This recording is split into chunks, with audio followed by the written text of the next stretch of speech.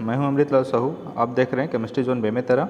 आज हम लोग क्लास 11 का चैप्टर नंबर फर्स्ट का लेक्चर 5 आज डिस्कस करेंगे, जिनमें से जानेंगे कि इनके जो फिजिकल एंड केमिकल प्रॉपर्टी क्या होता है। तो चलिए स्टार्ट करते हैं आज का लेक्चर। यहाँ से properties of matter and there measurement. Okay, physical and chemical property, physical and chemical property हम दोनों डिस्कस करेंगे और जानेंगे कि इनके जो फिजिकल केमिकल प्रॉपर्टी क्या होते हैं। चलिए स्टार्ट करते हैं बिना देरी किए।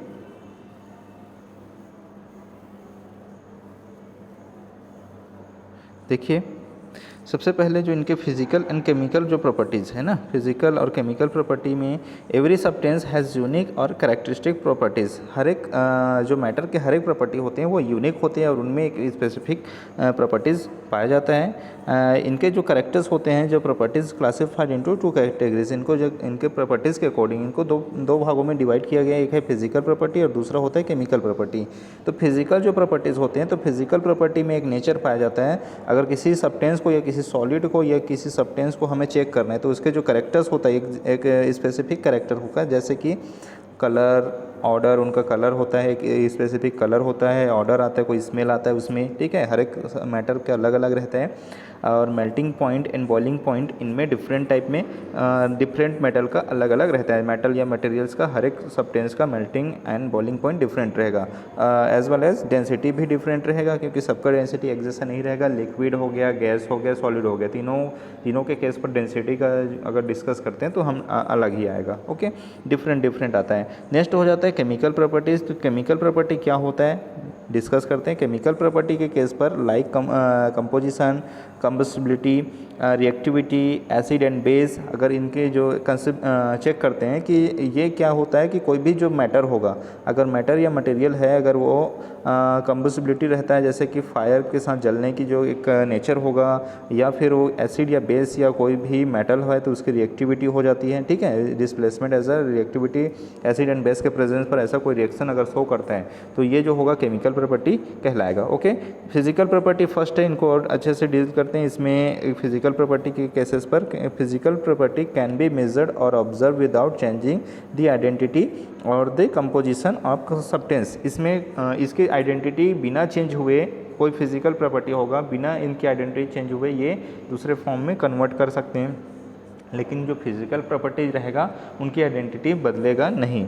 बट केमिकल प्रॉपर्टीज़ में क्या होता है, chemical require a chemical changes. इसमें केमिकल चेंजेस ऑकर होता है, जैसे कि physical property does not require, ठीक है। इसमें फिजिकल प्रॉपर्टी में इस तरह से कोई चेंजेस का रिक्वायरमेंट नहीं होता है ना। आप देखेंगे कि जनरली सबसे पहले the example of a chemical property, example of a chemical property और सब करेक्टरिस्टिक्स रिएक्शंस की, इसमें कोई रिएक्शन अगर होगा, रिएक्शन चेंज होगा तो रिएक्शन क्या होता है, reactant to product. Reactant to product होता है तो रिएक्टेंट का जो मटेरियल्स होता है ये अलग होता है। जब प्रोडक्ट बनता है तो न्यू प्रोडक्ट का फॉर्मेशन करता है, तो दोनों एक जैसे नहीं रहेगा और इसमें बदलाव हो जाता है। तो इनके जो हम देखेंगे तो फिजिकल प्रॉपर्टीज़ चेंज हो सकती है, केमिकल रिएक्शन या केमिकल प्रॉपर्टी जब उसका स्टडी करेंगे तो ये दोनों केसेस पर हम स्टडी करते हैं। केमिस्ट इसको और आगे डिफाइन करते हैं, ठीक है, कि इनको अपने नॉलेज के बेसिस पर कि physical and chemical properties which determine the carefully measurement and experiment. इनको सावधानी पूर्वक दोनों को स्टडी करते हैं और इनको जानते हैं कि ये क्या क्या और चीज़ें इसके बीच में स्टडी होगा। सबसे पहले following sections we will learn about the measurement of physical properties. कुछ ऐसा सेक्शन है जिसमें हम इनके बारे में फिजिकल टर्म्स को और अच्छे से जानेंगे। फर्स्ट है, यहाँ पे देखेंगे कि इनकी जो फिजिकल प्रॉपर्टीज़ है वो सबसे अच्छे से यहाँ डील करेंगे। Measurement of physical property, physical property का मेन जो सबसे इनका जो पार्ट्स होता है वो होता है आपका इनकी फिजिकल प्रॉपर्टी ऑफ मेजरमेंट, ठीक है। Measurement, quantitative measurement of property is a required a scientific investigation. जो क्वांटिटेटिव मेजरमेंट अगर करना है हमें तो इसमें साइंटिफिक इन्वेस्टिगेशन की ज़रूरत पड़ती है। Many properties of matter such as length, area, volume, ठीक है। लेंथ, एरिया, वॉल्यूम, ये सारा चीज़ क्वांटिटेटिव के केस पर आते हैं। ठीक है, quantitative in nature, any quantitative observation of measurement is represented by a number followed by unit in which the measurement, for example length of room can be represented as 6 metre, here 6 is the number of the denoted metre of the unit in which the length of the measured. ठीक है, इस तरह से जो किसी चीज़ों को लंबाई है या किसी लेंथ को हम मेजरमेंट करते हैं तो मीटर में, किलोमीटर में, एक्सेट्रा इन चीज़ों को नोट करते हैं, ये इसका एक क्या होता है, मेजरमेंट कहलाता है। ठीक है, इसको हम लोग मेजरमेंट के नाम से जाने जाते हैं। आगे जो इनके जो earlier two different type of measurement, इनको बहुत पहले इसको इंग्लिश सिस्टम और मैट्रिक सिस्टम के नाम से जाने जाते थे। जो मेज़रमेंट के दो तरीके से यूनिट था, ये दोनों यूनिट इंग्लिश सिस्टम और मैट्रिक सिस्टम होता था। जब मैट्रिक सिस्टम को आगे डेसिमल सिस्टम के रूप में यूज़ करने लगे और इसको पूरे इसके जो पार्ट्स है ना पूरे वर्ल्ड में फेमस है और उसके स्टडी करने के लिए, क्योंकि अलग अलग हिस्सों में जैसे इंडिया है या फॉरेन कंट्री है, तो डिफरेंट कंट्री में इनके अलग अलग यूनिट्स यूज़ करते थे।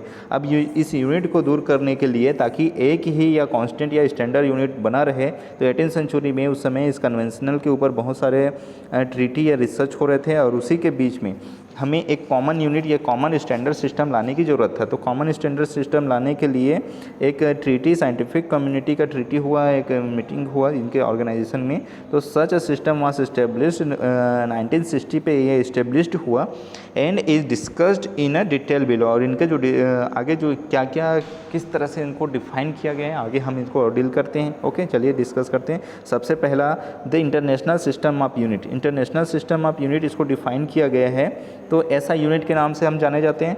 The international system of unit in French ली सिस्टम, इंटरनेशनल यूनिट के नाम से जाने जाते हैं ना, एब्रीवेटेड SI, इसको शॉर्ट में SI के नाम से जानते हैं, SI यूनिट कहते हैं हम लोग शॉर्ट में। ओके, एब्रीवेट करते हैं by the 11th generation conference on weight and measurement. यहाँ पर जो वेट हम केजी जैसे किलोग्राम में या फिर मिलीग्राम में, सपोज़ पाउंड्स में, ऐसे अलग अलग कंट्री में जो मेज़रमेंट करते थे, तो वेट के लिए अलग कॉन्फ्रेंस होता था। तो एक था CGPM फ्रॉम कॉन्फ्रेंस हुआ था, जनरल डिस पॉइंट, ठीक है, पॉइंट्स एट मेज़रमेंट के लिए हुआ था। The general CGPM is an inter governmental treaty. ये एक गवर्नमेंट के द्वारा एक ट्रीटी रखा जाता था, जिसमें से इसको डिप्लोमेटिक ट्रीटी के नाम से जाने जाते थे। नॉन ऐसा डिप्लोमेटिक ट्रीटी, जिसमें से सभी देशों के जो वैज्ञानिक होते थे, जो मेज़रमेंट एंड मेट्रोलॉजिकल जो डिपार्ट होते थे, ये इनमें हिस्सा लेते थे और इनको क्या करते थे, किसी भी वेट या मेज़रमेंट के लिए जो भी सुझाव होता था, सभी उसमें एग्री होते थे या फिर अपनी अपनी राय देते थे। ओके, फिर इनके जो केसेस था क्या था इसके बारे में और आगे ये ग्रीन वाले जो टेबल है इनमें हम डिस्कस करते हैं। ग्रीन वाले टेबल में हम डिस्कस करेंगे कि maintaining the national standard of measurement. ठीक है, इसमें इस ग्रीन टेबल में इसके बारे में जानते हैं कि क्या क्या बोला था, कि नेशनल स्टैंडर्ड यूनिट में इसको और डिफाइन किया गया था, कैसे कैसे मेंटेन किया गया था। The system of unit including unit definition, इस सिस्टम में एक डिफिनेशन इंक्लूड किया गया ना, तो इस सिस्टम में ये जब डिफिनेशन इंक्लूड किया गया तो डिफिनेशन को सभी एग्री किए या नहीं किए डिस्कस करेंगे ना। तो उनमें एक जो ऐसा यूनिट होता है, इसमें एक 7 टाइप के यूनिट हम लोग पढ़ते हैं, आप सभी जानते हो। इस 7 टाइप के यूनिट्स को अलग अलग डिफिनेशन होते हैं और उसी डिफिनेशन को इस ट्रीटी या इस ऑर्गेनाइजेशन में एक मीटिंग में इसको तैयार करते हैं। एक वर्ल्ड लेवल में एक कॉन्फ्रेंस होता था, उसमें keep on the changing with time whenever the accuracy of measurement, ठीक है, समय के अनुसार एक्यूरेसी और उनकी जो विश्वसनीयता रहता था किसी भी यूनिट का, वो चेंज होते जाता था। तो उसको बनाए रखने के लिए मीटिंग होता था, ताकि किसी भी देश में जो अलग अलग जो मेजरमेंट के यूनिट जो तय कर रहे हैं वो एक जैसा हो ना, इसकी एक्यूरेसी के लिए। और पर्टिकुलर यूनिट वाज इनहेंस सस्टेंसली, ठीक है, बाय अडॉप्टिंग न्यू प्रिंसिपल, नए प्रिंसिपल को वहाँ पे स्वीकार किया गया सभी मेंबर, ठीक है। देखिए, member nation of metre treaty, ये मीटर ट्रीटी के नाम से जाने जाते थे। Sign in 1875 agreed to change the formal definition of that unit. Unit के जो फॉर्मल डिफिनेशन है उसको चेंज किया गया 1875 में। ईच मॉडर्न इंडस्ट्रियलाइजेशन कंट्री, और जितने भी जो मॉडर्न इंडस्ट्रियलाइजेशन जो कंट्री थे वो इसमें हिस्सा लिए थे, जिनमें से इंडिया भी हमारा उसमें हिस्सा लिया था। जैसे कि नेशनल मेट्रोलॉजी इंडिया का जो इंस्टीट्यूट है, AMI करके, तो ये भी उसमें हिस्सा लिया गया था। Which maintain standard of measurement, this responsibility has been given to the national physical laboratory, और इनको नेशनल फिजिकल लेबोरेटरी जो दिल्ली में, ये उनके द्वारा उनमें पार्टिसिपेट किए गए थे। This laboratory establishes experiment to realise the base unit, ये इस लेबोरेटरी में जो बेस या यूनिट के संबंधित जो भी एक्सपेरिमेंट होते हैं वहाँ पे होता है। Okay, derived unit of measurement and the maintain national standard of measurement, this standard are periodically inter compared with standard maintenance. यहाँ पे क्या होता था कि एक समय के साथ साथ यूनिट के जो मेंटेन या स्टैंडर्ड वैल्यू को बनाए रखने के लिए जो कुछ डिफिनेशन एंड प्रिंसिपल जो उसमें चेंजेस किए, इनको सभी कंट्री के लोग उसको एग्रीड किए, उनमें इंडिया भी शामिल था। और फिर इनको आगे क्या किया गया, मेट्रोलॉजी डिपार्टमेंट अलग अलग देशों के शामिल हुए थे और एक इस्टेब्लिश किया गया एक यूनिट, स्टैंडर्ड यूनिट, जिसको SI यूनिट के नाम से जाना गया, international bureau of standard in Paris में तैयार किया गया। और ये जो था यूनिट तैयार हो गया। हमारे यूनिट जब तैयार हुआ तो उसको यूनिट कन्वेंशन के नाम से जाने जाते हैं, metre convention in which sign in Paris 1875। ये जीके के क्वेश्चन के लायक है कि यूनिट कन्वेंशन आपका कब हुआ था, तो ये पेरिस में 1875 में हुआ था। ओके, नेक्स्ट होगा the SI unit has 7। SI unit कितने प्रकार के, 7 यूनिट है, जो कि फिजिकल क्वांटिटीज़ जो होती है, जैसे कि स्पीड है, वॉल्यूम है, डेंसिटी है, एक्सेट्रा। इन चीज़ों में क्या होते हैं कि इसको डिराइव किए गए हैं, इस क्वांटिटीज़ को हम टेबल के द्वारा डिस्कस करते हैं।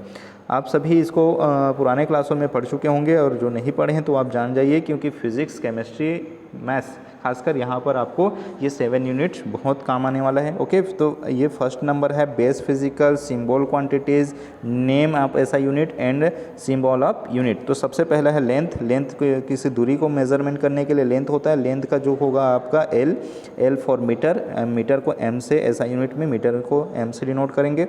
मास होता है, मास को M से डिनोट करते हैं, और ये इसके लिए हो जाता है किलोग्राम, किलोग्राम को kg से डिनोट करते हैं। टाइम, टाइम को T से, एंड सेकंड, ठीक है, टाइम के लिए सेकंड यूज़ करेंगे, सेकंड स्मॉल लेटर का S से डिनोट करते हैं। इलेक्ट्रिक करंट, इसको I कैपिटल लेटर के I से या एम्पियर से मेज़र करते हैं, और ये होता है आपका कैपिटल लेटर का A, एम्पियर फॉर, ठीक है, इसको करंट के लिए इस यूनिट को SI यूनिट मानते हैं। थर्मोडायनेमिक नेचर क्या होता है, T फॉर टेम्परेचर होता है जनरली, बट यहाँ पे केल्विन, इसका केल्विन वाला यूनिट यूज़ करते हैं, और kelvin is equal to capital K।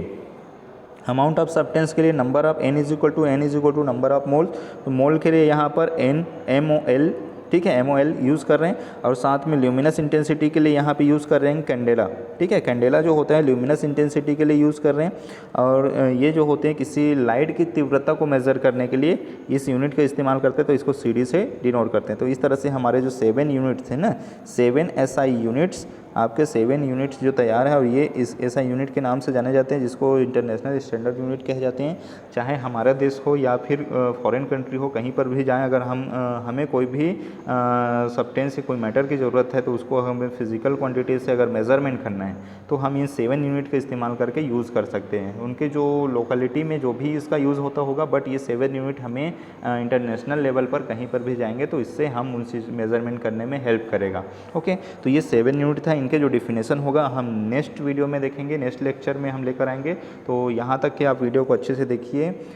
जो भी इस वीडियो को देख रहे हैं, आप वीडियो को कृपया लाइक कर दीजिए, ताकि हमें अच्छा लगे, आप और अच्छे से वीडियो आपके लिए लेकर आएँ। Thank you for watching,